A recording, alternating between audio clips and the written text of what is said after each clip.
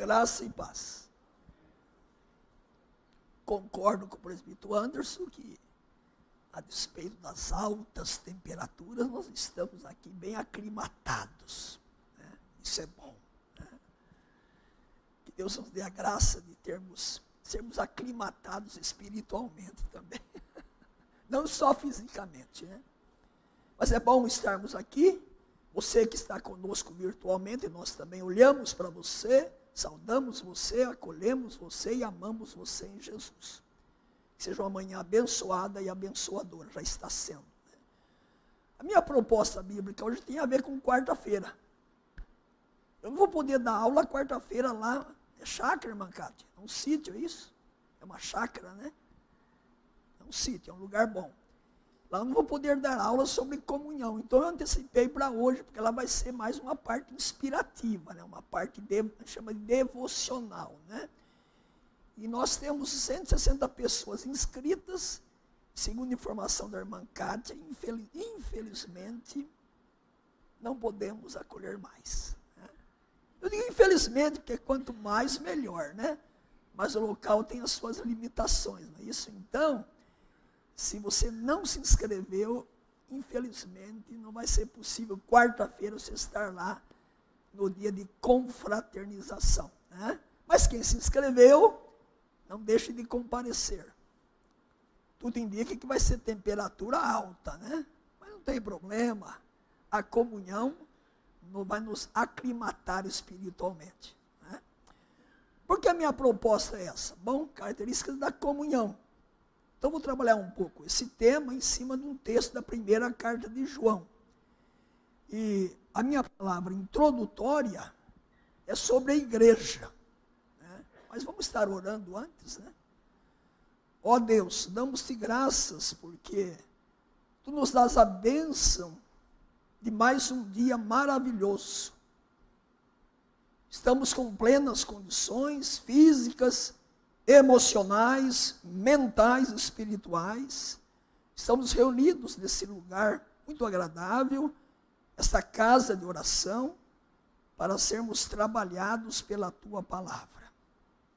E, ó Deus, diante da proposta bíblica que estamos apresentando, nós carecemos da Tua graça, do Teu Santo Espírito, atuando em nós através da exposição da Tua palavra. Pedimos que a Tua boa mão seja sobre nós e através de nós. E já oramos pela quarta-feira, ó Deus, quando estaremos juntos, num lugar reservado já, para vivermos um dia juntos, como igreja, como irmãos, como família da fé, como rebanho do Senhor. Tu concedas graça hoje e graça lá também para estarmos desfrutando da beleza daquilo que vamos ter juntos na Tua presença. Entregamos às Suas mãos tudo isto e pedimos a Tua bênção em nome de Jesus. Amém.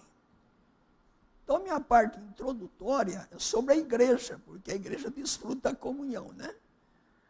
Eu coloquei a concepção bíblica de igreja é muito simples.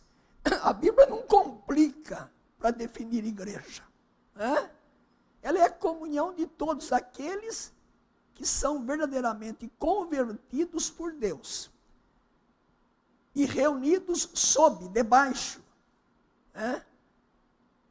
Sob a liderança de Jesus Cristo, porque Ele é o cabeça, Ele é o Senhor, Ele é o Salvador da igreja, o edificador. Né? E aí, resumindo tudo isso, ela é a comunhão dos santos. Isso que é uma definição simples de igreja? A comunhão dos santos. Não santos perfeitos, né? No sentido, quando fala santos, já pensa, bom, não é no sentido de uma santidade absoluta, mas no sentido de que todos os pecadores salvos, separados por Cristo, tirados do mundo, né? A palavra eclesia, no grego, igreja, formada de duas palavras, que é uma preposição, eclesia. Os que foram chamados, puxados, retirados do mundo e colocados na família da fé. E enviados para o mundo também. Então a igreja é a comunhão dos santos pecadores, redimidos pelo sangue do Cordeiro, que estão num processo de crescimento. Então quarta-feira vai ser um exercício da comunhão, de estarmos juntos. Só que é um detalhe, ajuntamento não é comunhão. Só o ajuntamento, só estarmos juntos. Por isso que eu vou mostrar hoje que estarmos juntos é importante, mas só estarmos juntos, sem comunhão, né? As pessoas vão ao estádio de futebol e estão juntas. Vão assistir um jogo. 30, 40, 50 mil pessoas. Mas elas não têm comunhão. Elas não têm relacionamento. Até brigas, há mortes, né? Eles estão no mesmo lugar, mas não têm uma unidade, uma ligação, uma conexão, como é o fato da igreja, né? E quando eu falo igreja aqui, que a nossa comunhão não é institucional, mecânica. Eu sou da igreja presbiteriana do Brasil, logo tenho comunhão. Não. A instituição ela é necessária. A igreja tem seu CNPJ, ela é uma instituição. Mas a igreja verdadeira é corpo, é organismo. Então a nossa ligação não é institucional, né? Nós pertencemos a uma denominação presbiteriana. Mas o que nos liga é a comunhão. Eu vou mostrar como que essa comunhão vai acontecer no corpo de Cristo. Agora a palavra comunhão. A gente ouve muito koinonia. É a palavra para comunhão. No grego, vem do grego a palavra. Significa participação. Eu participo com você do mesmo Cristo. Das mesmas bênçãos oriundas da graça de Deus. Ter parte em, você faz parte do corpo de Cristo, eu também faço. Pelo Espírito Santo estamos conectados. Estar vinculado com alguém, viram? A pessoa pode estar de futebol e não estar vinculada com quem está do lado dela. Mas nós temos vínculos, relacionamentos. Nós vivemos um em função do outro. E a quarta-feira me chamou tanto a atenção, estarmos juntos, que eu vou dar aula agora e vou pregar à noite sobre isso. Então hoje é dose dupla sobre isso. Para preparar a igreja para estar lá. Então agora é a aula e à noite um tema relacionado a isso também. Creio que nós temos que estar atentos à vida da igreja. E eu não sei, na minha experiência, acho que nós nunca tivemos aqui, pelo menos nesses 19 anos que estou aqui, um evento com tanta gente. Eu não me lembro. Estarmos no mesmo lugar com 160 pessoas, é um fato da graça de Deus, da bênção de Deus sobre nós e através de nós. Eu já agradeço aqui os organizadores desse evento. A irmã Cátia, a irmã Miriam, que lançaram a proposta, e outros que se uniram a essa proposta da quarta-feira, né? Ok, alguma dúvida com relação a essa parte inicial? Está claro? A minha introdução, ok? Bom, depois de pensar sobre isso, eu vou entrar na primeira carta de João. Vou expor um texto da primeira carta de João. Antes de expor o texto base, abram comigo no primeiro capítulo da primeira carta de João. Eu vou trabalhar, só lembrar o primeiro capítulo desta carta. Você vai perceber que João está trabalhando a questão aí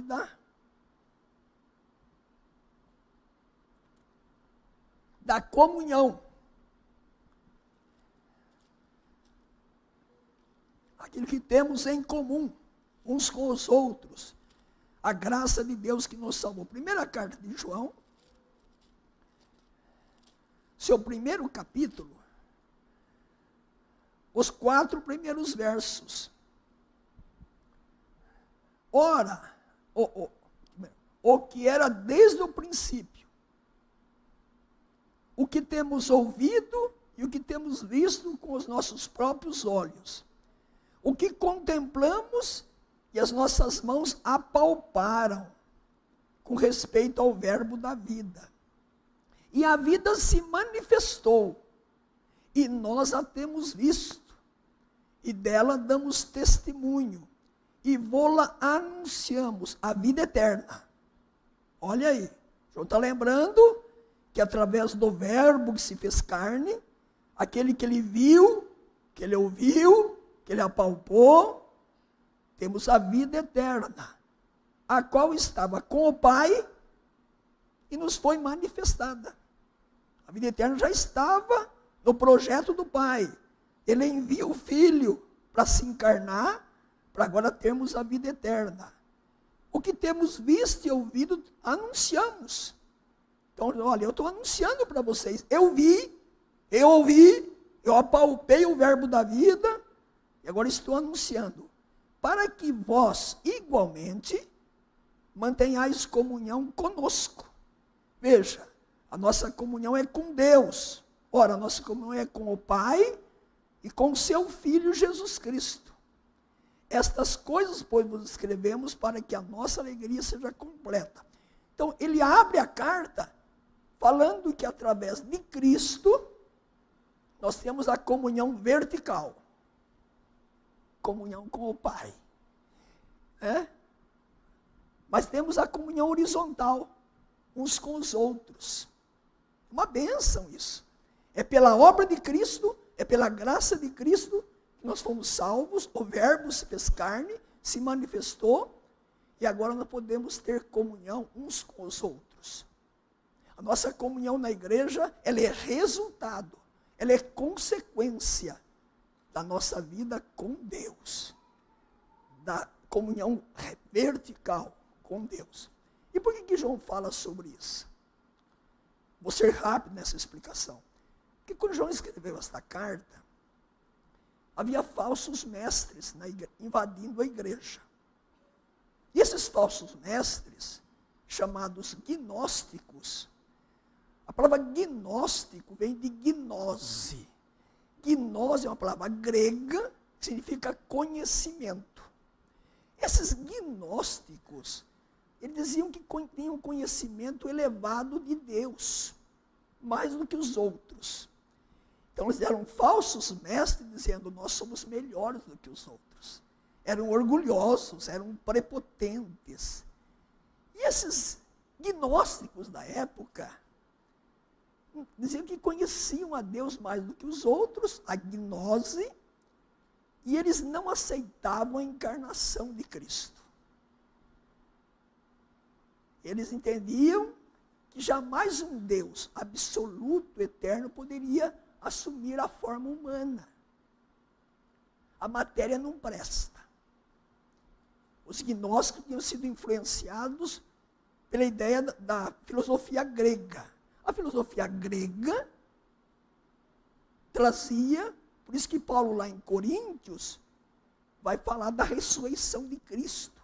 Ele usa um capítulo inteiro na primeira carta, capítulo 15, para falar da ressurreição de Cristo, a nossa ressurreição.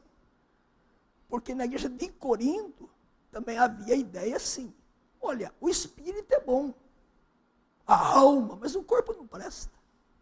O corpo então não tem valor, você pode fazer o que você quiser com ele, porque o que manda é o espírito. Então os gnósticos da época de João não admitiam a encarnação de Cristo. Estavam anulando o quê? A revelação de Deus, a encarnação do Filho de Deus, o perdão dos pecados, a remissão dos nossos pecados em Cristo e a nossa comunhão através de Cristo com os irmãos. Vejam, quando surge uma heresia, se não entrar de sola e expulsar, ela pode contaminar a igreja. Heresia é heresia. Heresia é pensamento humano distorcendo a revelação de Deus. Então eu vou expor isso aqui hoje, mostrar no texto que eu vou expor, a influência desses gnósticos que João está contrapondo com relação à comunhão. Tem o teste doutrinário, que é o teste da encarnação de Cristo, da vida verdadeira em Cristo, que nós somos pecadores, perdoados em Cristo, purificados em Cristo, e aí João entra no teste do amor. que é o texto que eu vou expor hoje. Esse teste do amor vai mostrar quanto uma heresia pode prejudicar a própria comunhão da igreja. Ok? Deixa eu então continuar aí, caminhar então no texto básico agora. Vamos para o texto básico. Então, a comunhão depende do exercício do amor fraternal. Então, primeira carta de João, capítulo 2, do verso 7 ao verso 14.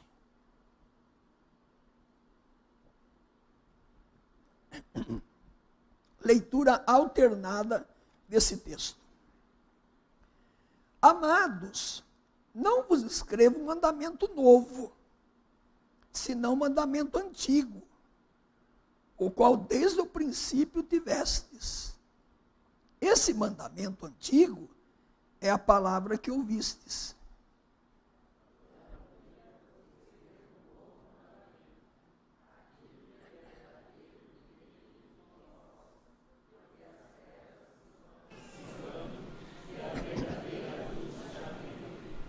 Aquele que diz estar na luz e odeia seu irmão, até agora está nas trevas.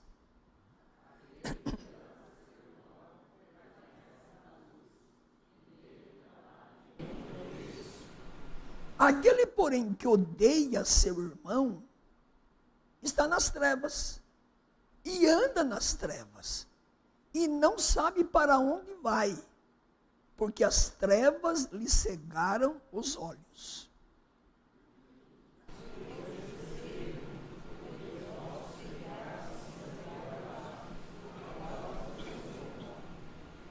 Pais, eu vos escrevo, porque conheceis aquele que existe desde o princípio. Jovens, eu vos escrevo, porque tendes vencido o maligno.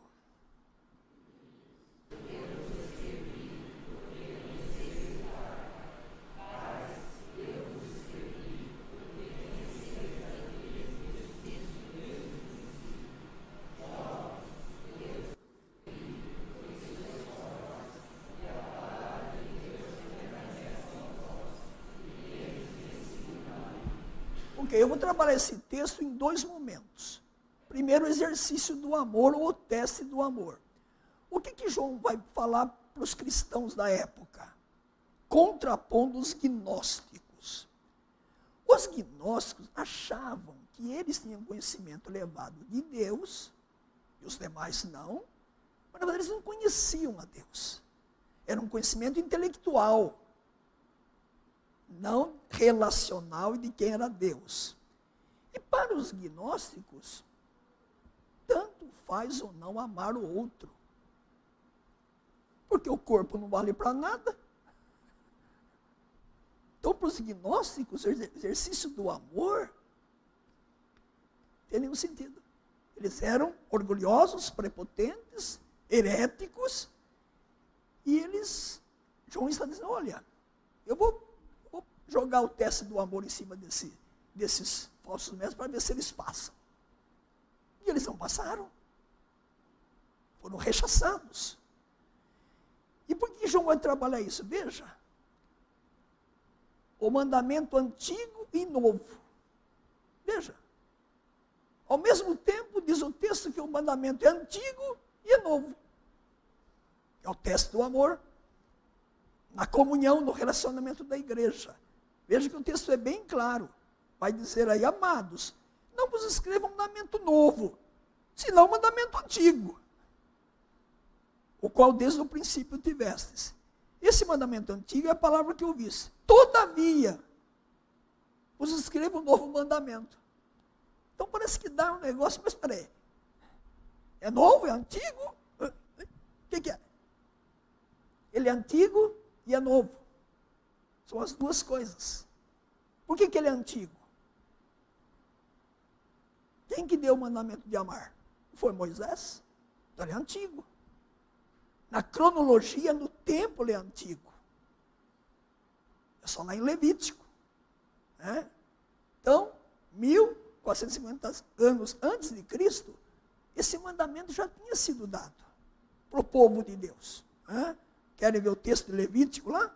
19, 18.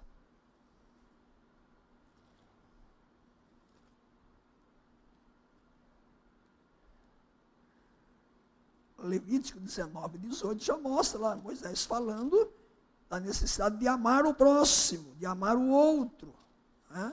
Então ele é antigo no tempo, na cronologia. Não te vingarás.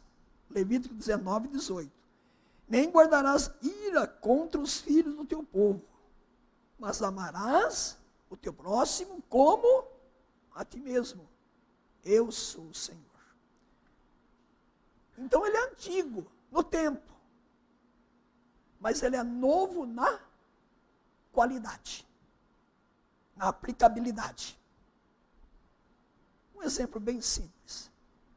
Você compra um carro novo, mas modelo antigo. Geralmente você não faz mais isso, né? Eu quero né? Eu tive uma ideia, por exemplo, uma época. Gostei da ideia. Se estivesse saindo ainda, talvez eu teria comprado agora uma nova ideia. Modelo velho. A ideia Rogério comprou antes de mim a ideia, né? Armancati acho que teve uma ideia também, não é isso? Então você compra um carro novo, modelo antigo. O amor dado é velho. Na cronologia. Mas ele é novo em vários sentidos. Porque Jesus deu novo sentido ao amor entre os irmãos. Veja lá em João capítulo 13. Começa lá Jesus falando desse amor, não é isso? João capítulo 13. João capítulo 13, Jesus vai dizer exatamente desse mandamento velho que se tornou novo. Novo em significado, na qualidade, na profundidade, na praticidade. Capítulo 13 de João, né? Versos 34 e 35. Novo mandamento vos dou, que vos ameis uns aos outros, assim como eu vos amei. Que também vos ameis uns aos outros. Então, caminhando aí, entretanto, há um sentido em que o mandamento do amor é novo. Eu listei aqui no meu esboço algumas razões porque ele é novo. Primeiro, ele é novo pela sua proeminência, pela sua excelência.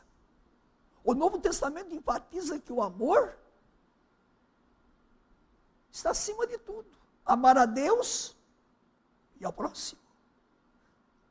Quando a igreja de Corinto estava lá se degladiando, brigando com divisões, eu sou de Apolo, eu sou de Paulo, eu sou de Cefas.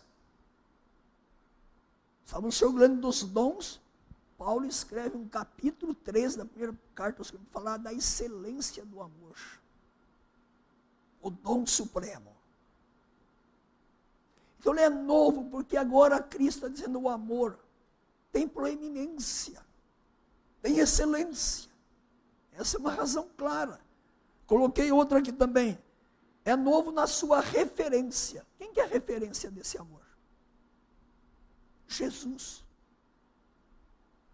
Lá em Levítico diz para amar o próximo. Jesus fala para amar o próximo como eu vos amei. Apertou o cinto. Apertou. Se lá era para amar o próximo, agora tem que amar o próximo como Cristo amou você. E Cristo amou tanto que morreu por você.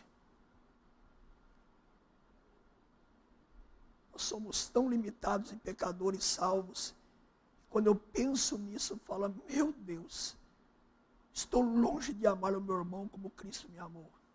Eu reconheço a minha limitação. De dar a vida pelo meu irmão.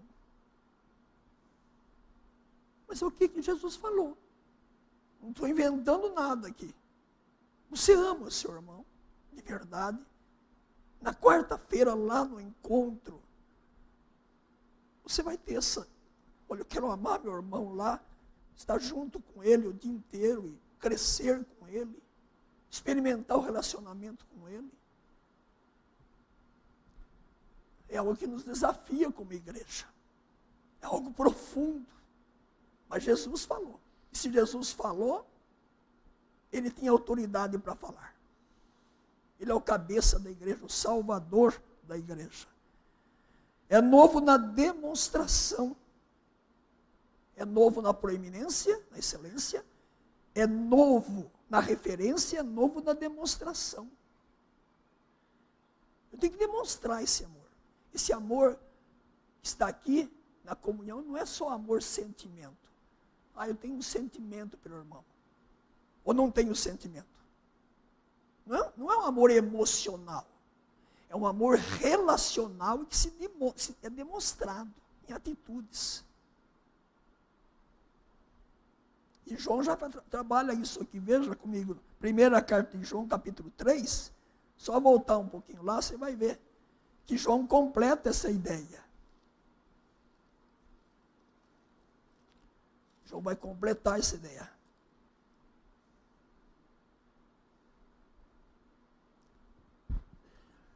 Capítulo 3 da primeira carta de João, os versos 16 e 17. Nisto conhecemos o amor, que Cristo deu a sua vida por nós. A gente conhece muito João 3,16. Mas esse verso aqui não é tão conhecido, né? 1 de João 3,16. Nisto conhecemos o amor, que Cristo deu a sua vida por nós, e devemos dar nossa vida pelos irmãos. Ora, aquele que possui recursos deste mundo, e vir a seu irmão padecer necessidade, e fechar-lhe o seu coração, como pode permanecer nele o amor de Deus? Então o amor que está aqui é um amor de demonstração, de atitude, de ação. E muitas vezes o amor que nós temos é um amor mais só de emoção, de sentimento. Veja então que Jesus ampliou o mandamento dado por Moisés. Ampliou tanto na qualidade, na profundidade, na aplicabilidade e na praticidade. E eu termino com uma última coisa. Eu tenho que reconhecer que para amar assim, eu não vou amar por mim mesmo. Não tente ter esse amor na força própria. A partir de hoje, Senhor, eu preciso cumprir a palavra de Deus nesse sentido. Você não vai conseguir. Esse amor é resultado da graça de Deus, do Espírito Santo. Você tem que se curvar, se render, se quebrantar e pedir misericórdia.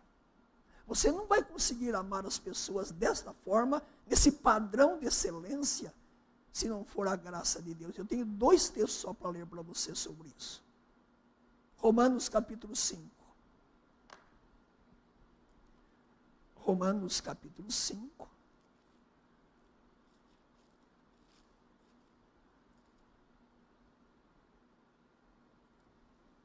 O verso 5.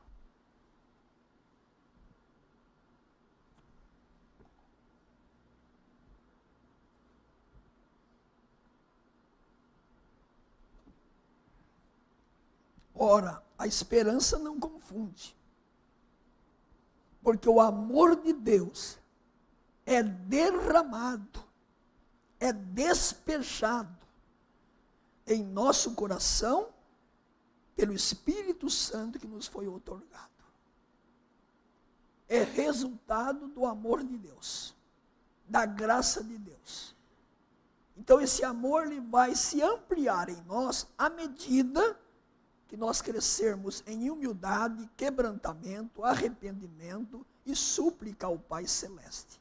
A minha natureza pecaminosa é contra esse amor. É contrário. É oposto. A natureza regenerada, ela tem que ser trabalhada na medida de matar o velho homem. Aquilo que Paulo fala em Colossenses 3,5. Fazei morrer a vossa natureza terrena. É nesse sentido. E outro texto, consequência de Romanos 5,5, Aqui fala que o amor é derramado em nosso coração pelo Espírito Santo que nos foi outorgado. E lá em Gálatas capítulo 5, você vai encontrar o fruto do Espírito. O fruto do Espírito. E lá vai falar do amor, como resultado do fruto do Espírito. Então, Gálatas, capítulo 5, o verso 22. Mas o fruto do Espírito é amor. Das 9 virtudes do fruto do Espírito, a primeira delas é o amor. E se é fruto do Espírito, não é resultado da minha carnalidade. É resultado da graça de Deus na nossa vida, na nossa caminhada. Então é velho, mas é novo.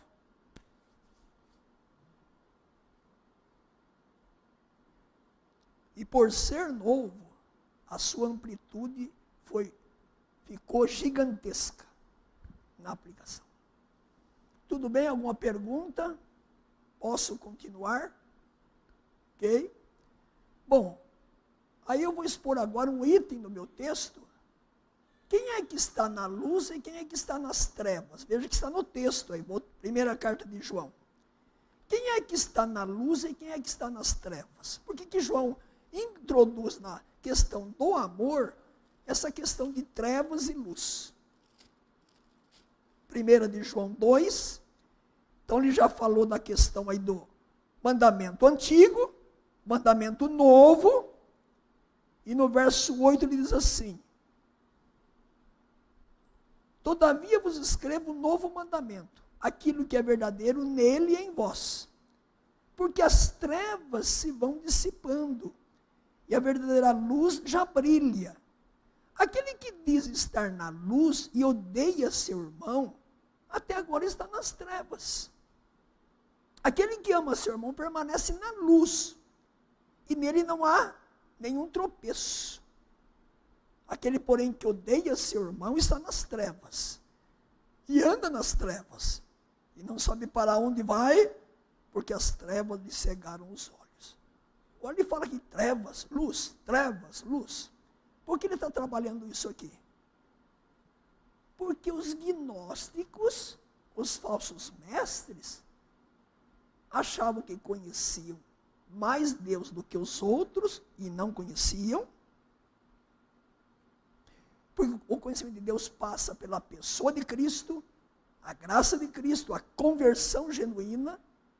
O coração do pecador sem Cristo está nas trevas, na escuridão do pecado. Somente o regenerado, o convertido, está na luz. João trabalha muito isso no Evangelho de João e nas cartas. Trevas, luz. Luz, trevas. E Jesus, em João 8,12, Jesus disse: eu sou a luz do mundo. Quem me segue não andará nas trevas. Então, sair das trevas e estar na luz só é possível para aquele que já conhece a Cristo. Quem não conhece a Cristo está na cegueira do pecado. Segundo aos Coríntios 4,4, o Deus desse século cegou o entendimento dos incrédulos. São cegos. Então, aqui no texto, amar ou odiar, o que é ódio? A gente relaciona ódio com uma realidade interna no coração. Então, eu não gosto da Jéssica, então eu estou odiando a Jéssica. Então, há um sentimento de repulsa, né, contra a pessoa, um sentimento desconfortável, né? Aquela emoção desconfortável contra alguém. Só que aqui o ódio não é essa conotação interior. O ódio aqui é não amar o outro, é não cuidar do outro, é não se preocupar com o outro. É lógico que quem odeia uma pessoa no sentido interno, também não vai se preocupar com essa pessoa. Ela vai ficar longe dessa pessoa. Ela tem que perdoar essa pessoa. Mas aqui os gnósticos eles estavam nas trevas porque não conheciam o Deus verdadeiro. E eles, então, como não admitiam que o corpo tinha importância, por que eu vou cuidar do necessitado, então? Deixa eu passar fome. Por que eu vou cuidar do doente? Faz sentido. Então, Pedro está dizendo assim, olha, o teste aqui é sério. Eu estou testando a heresia dos gnósticos. Estou dizendo para os cristãos que há uma diferença. Os gnósticos estão nas trevas, não conhecem a graça de Deus. Eles não se preocupam com as pessoas. Vocês que são cristãos, e já conhecem o verbo da vida, a graça, precisam cuidar das pessoas. Então é nesse sentido que ele está trabalhando aqui, luz e trevas. Trevas e luz. Trevas lembra vida sem Cristo, sem a luz de Cristo, sem a graça de Cristo. E trevas, uma vida longe da graça de Deus. Então ele vai trabalhar exatamente essa questão de luz e trevas. Essa é a caminhada dele em cima dessa situação. Não fomos criados para o ódio. O ódio é doentio, é um veneno. Quer seja o ódio interno, do coração, ou o ódio no sentido de não se preocupar com o outro, não amar o outro, não querer dar a destra de ajuda ao outro. Aí eu resumi um pouquinho esse ponto aí que eu vou ler para resumir aqui. Essa situação de ódio e de... Qual que é o meu resumo aqui? Uma das características da vida na escuridão espiritual e moral é o ódio para com as pessoas. O conhecimento de Deus por meio da conversão, no poder do Espírito Santo, muda o coração. De forma que o regenerado passa a amar o outro. O ódio se torna algo estranho, indesejável, que vai incomodar o coração. O ódio em seu coração revela que você precisa de regeneração, de conversão, de transformação da sua própria vida. E aí, se você voltar para o texto base, João trabalha aí que, verso 10, aquele que ama seu irmão permanece na luz, e nele não há nenhum tropeço. Por que ele fala de tropeço? Porque se você é cristão e não ama as pessoas, você é tropeço para os outros. Como que você é cristão e não está amando o outro? Você dá mau testemunho. Isso. Então aqui, João é sério. Tropeçar aqui não é tropeço físico, é tropeço comportamental, relacional, de não amar e cuidar do outro. Então veja que esse texto adquire novo significado, você vê na perspectiva daquele que João está expondo para nós. E mais uma ideia também. É isso, o tropeço, a falta de conhecimento de Deus. Os gnósticos estavam nas trevas, longe da graça de Deus. Estavam vivendo na escuridão e tropeçando no seu ódio para com as pessoas. Microfone, por favor. A irmã Jéssica aqui está pedindo.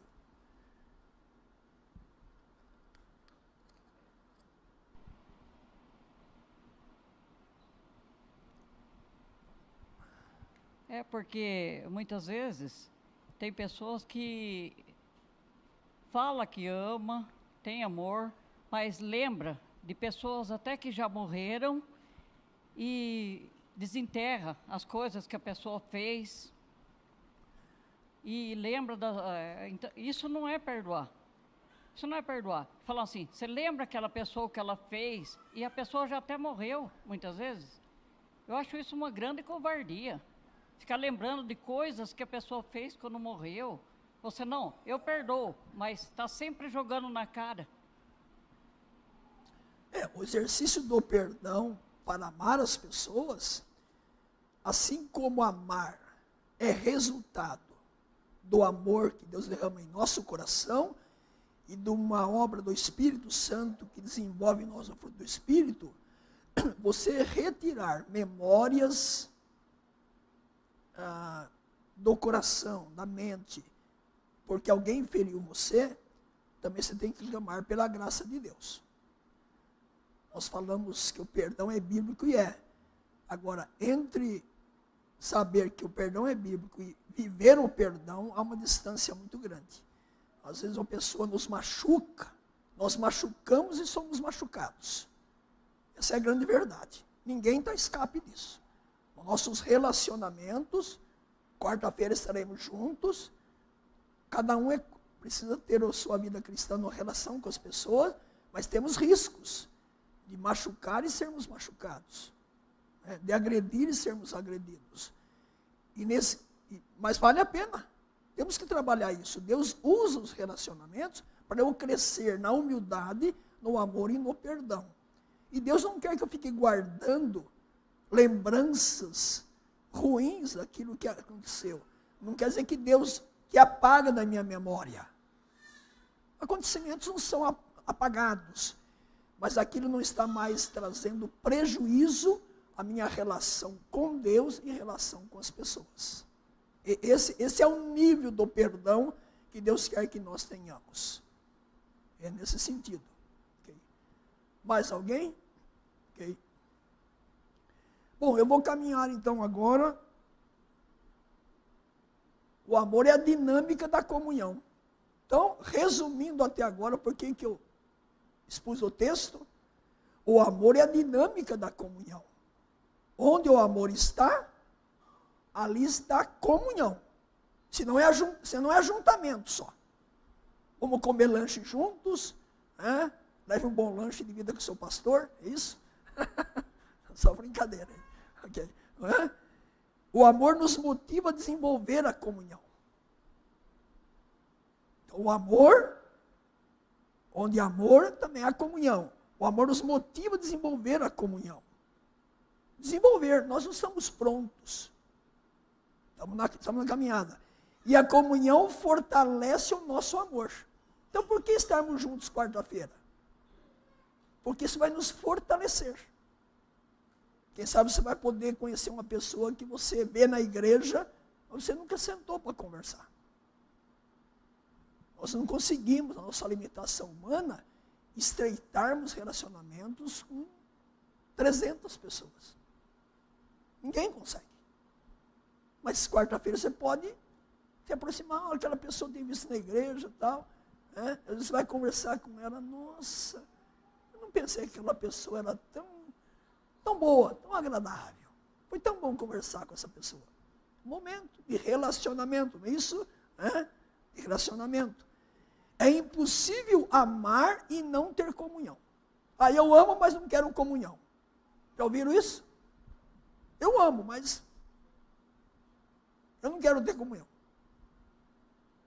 Está errado. Se eu amo, eu quero, eu desejo estar com as pessoas, não é isso? O amor é o óleo que lubrifica a engrenagem da comunhão. Então o amor, ele é o óleo que vai lubrificar a comunhão. Eu coloquei essa ideia de engrenagem aqui porque é muito comum você ver uma engrenagem seca, você põe lá o óleo, não é isso? A máquina de costurar tem que ter óleo Singer, não é isso? Põe lá para lubrificar. Ah lá, irmã Solange já pensou, lá sou eu. O óleo, ele lubrifica engrenagens secas. O amor lubrifica nossas engrenagens como igreja, como irmãos, nossos relacionamentos. Então, sem o amor da comunhão, sem o amor, a comunhão é mero, não há comunhão, e é mero ajuntamento de pessoas. Tudo bem? Posso seguir? Esse é o primeiro ponto do meu estudo. O exercício do amor. Microfone, por favor.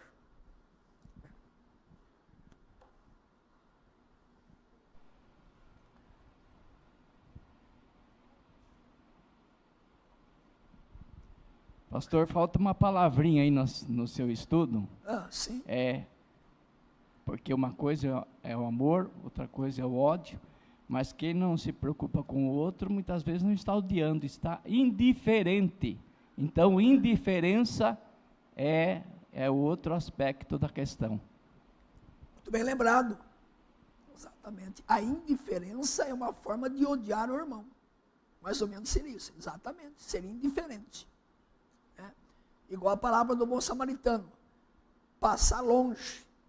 Isso? Ok. Mais alguém? Ok, o segundo ponto do meu estudo.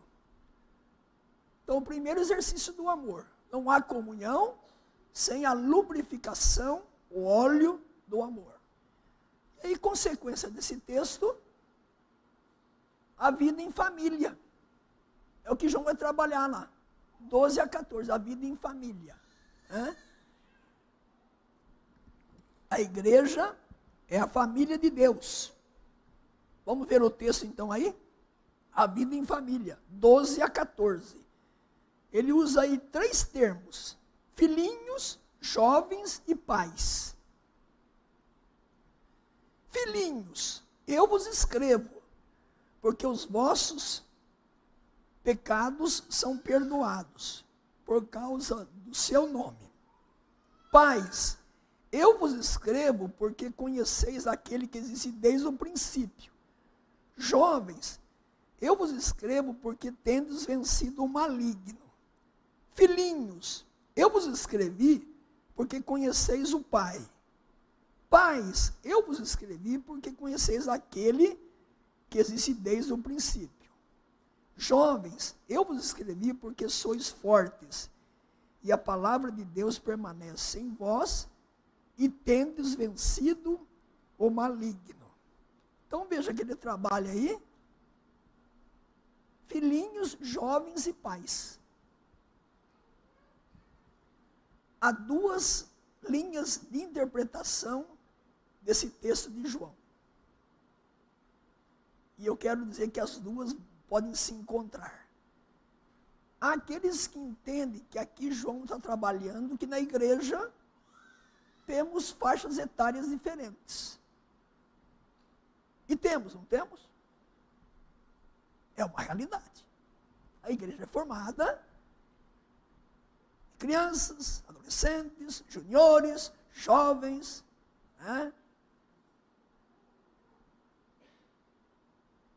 Os que estão aí têm mais passado que futuro, Os que estão lá, Enfim, isso é realidade na igreja. Essa é uma ideia, que ele está, a ideia literal. A igreja é composta em faixas etárias diferentes. A família da igreja tem pessoas em faixas etárias diferentes. John Stott, grande expositor bíblico já falecido, ele entende que aí é figuradamente. Na igreja tem filhinhos, os recém-convertidos. Os que estão começando na igreja. É o fato da nossa igreja. Tem pessoas que estão chegando. Tem os jovens, que já têm um grau de maturidade. E tem os pais, que estão lá na frente, têm mais maturidade. Isso é uma realidade na igreja. Então as 2 ideias podem ser uma completa a outra. Na realidade a igreja tem essas 2 classes. Ou essas 3 classes, quer seja em faixas etárias, ou quer seja em maturidade espiritual. Os filhinhos que estão começando a vida cristã. Os jovens que já têm. E os pais que têm. É aqui e quarta-feira lá. Vamos ter esses grupos diferentes. Isso. E como nos relacionarmos com esses grupos? Como convivermos com essas realidades diferentes na igreja? Como que nós podemos administrar isso dentro do contexto da igreja do Senhor? Então eu vou trabalhar então um pouco aí. Pais, está no texto aí, não é isso? Fala dos pais. Eles tinham conhecimento de Deus e estavam prontos a transmiti-lo às gerações seguintes. São os que estão na igreja aí para trabalhar, para caminhar, não é isso? Diz que tinha lá jovens. E os jovens venceram o maligno. Como que se vence o maligno? Bom, mas eu fico a pensar. Os filhinhos também conhecem o Pai, o Salvador. Está o grau só aí de conhecimento maior ou menor de maturidade. Mas e como que os jovens venciam o maligno? Vejam comigo, a primeira carta de João 3, 8 e 9. Quem é que vence o maligno?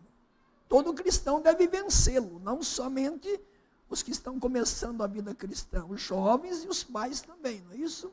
1 de João 3, 8 e 9.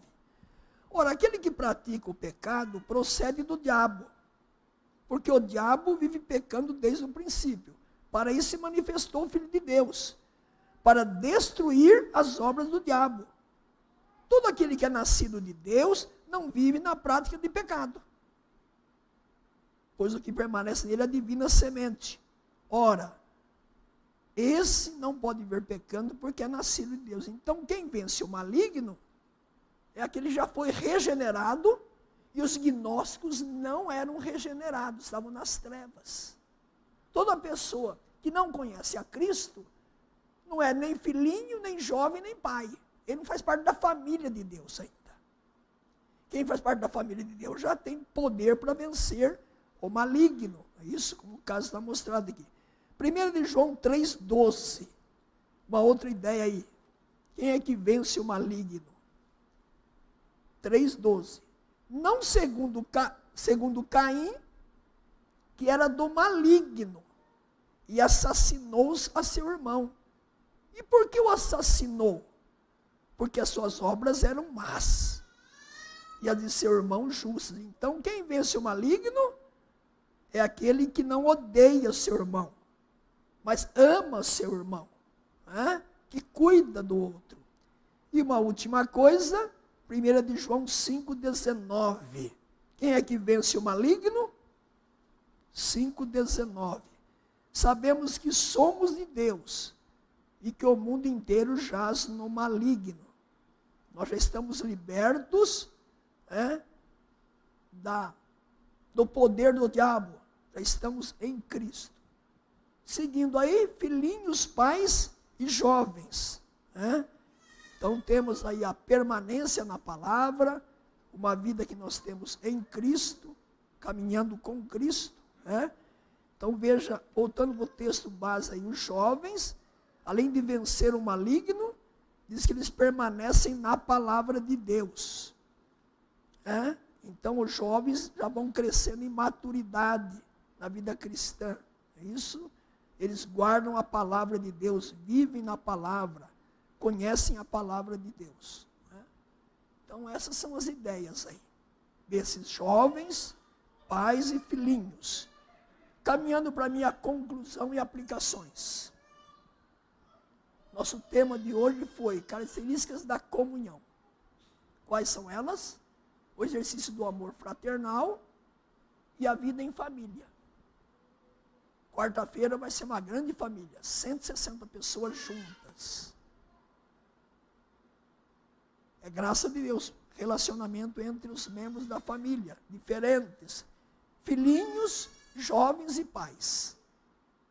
Graus diferentes de maturidade, de crescimento espiritual, de conhecimento bíblico, todos juntos, vivendo a comunhão dos santos, os relacionamentos no corpo de Cristo.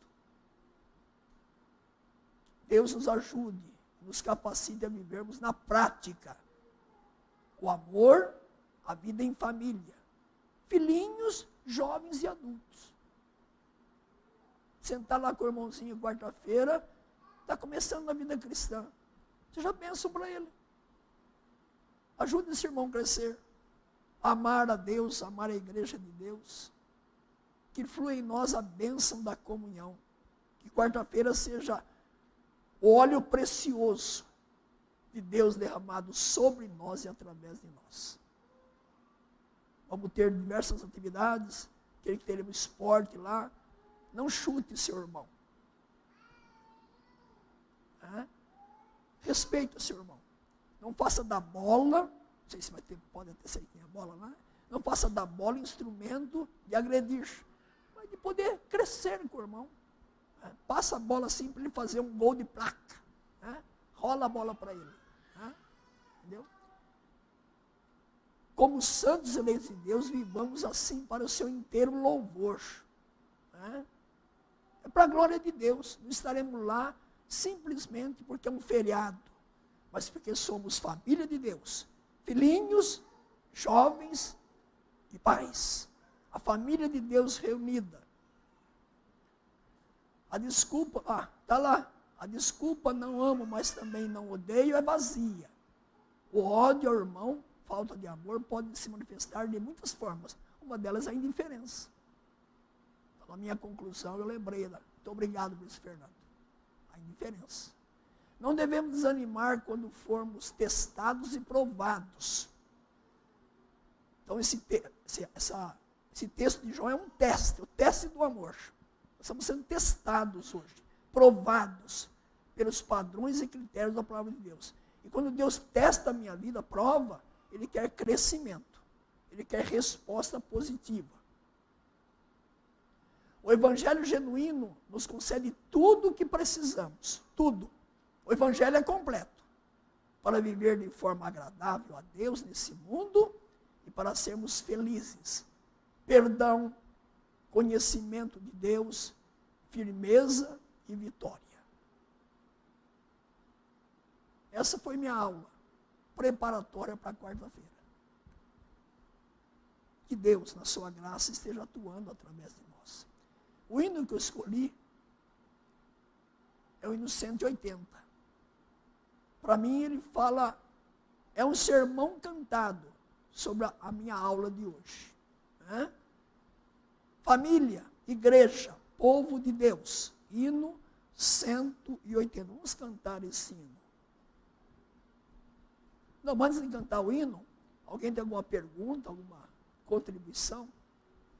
Nós estamos dentro do horário aqui, acho que eu estou com um tempinho hoje, né? Hoje eu acelerei aí. Alguma pergunta, alguma contribuição? Olha lá, microfone chegando, santinho só, irmão Rogério. Não quero cercear a família de Deus. Ô, pastor, qual foi a causa de João ter escrito... a causa de João ter escrito a carta aos filhinhos, pais e jovens? Bom, eu já disse que o alvo principal foi na direção de mostrar naquele momento da igreja estar invadida. A carta foi escrita no ano 85 a 95 da era cristã. E os falsos mestres estavam invadindo a igreja, que eram os gnósticos, né? Eles negavam a encarnação de Cristo. Logo, eles negavam Deus, a revelação de Deus, o amor de Deus, a igreja de Deus.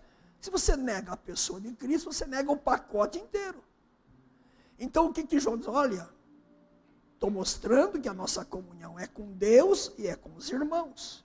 É vertical e é horizontal.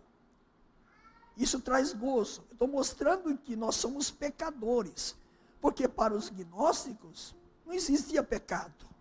Ele começa lá no começo da carta, quem está na luz, quem está nas trevas. Então ele está mostrando exatamente, contrapondo aqueles que estavam contaminando a igreja com essas ideias que não tinham nenhuma base na revelação de Deus. E hoje eu mostrei o teste do amor. O exercício do amor no corpo de Cristo. Com isso, João desbaratou os gnósticos que não tinham nenhum amor às pessoas, nenhum cuidado, porque para eles a vida era só conhecimento intelectual. Ok? Resumindo, foi isso. E também para os gnósticos, uma vida libertina e moral. Se o corpo não presta, eu posso viver mergulhado no pecado também. Ok? Mais alguém? Uma palavra, uma pergunta? Olha lá, o microfone está andando aí. Amém. A minha pergunta é, em Coríntios 13, nós vemos 11 características do amor. Se uma pessoa disser que tem somente 7 ou 8, podemos dizer que essa pessoa tem um verdadeiro amor? E se o pastor disser que sim, o amor pode ser doentio, existe amor doentio? Então, vou responder as duas coisas. Primeiro, assim como o fruto do Espírito tem 9 aspectos: amor, alegria, paz, fidelidade, benignidade, bondade, fidelidade, mansidão, domínio próprio. E essas 9 virtudes do fruto do Espírito, elas não estão em nenhum cristão na sua amplitude total. Nós estamos em santificação. Então, quando eu olho para o fruto do Espírito, eu posso dizer que na minha vida, algumas virtudes já cresceram mais, já estão mais desenvolvidas. Outras eu estou ainda precisando da graça de Deus. Eu aplico a mesma coisa para o amor. Entendeu? Então, pegando o amor como sendo um dos aspectos do fruto do Espírito, e pegando o texto de Paulo, que ele, então, diz que o amor é paciente, o amor não arde em ciúmes, o amor não se ensoberbece, o amor não busca os seus próprios interesses. Então, caminhando em cima desse texto de Paulo, eu vou dizer que no meu coração de pecador, o amor não está no bolo completo.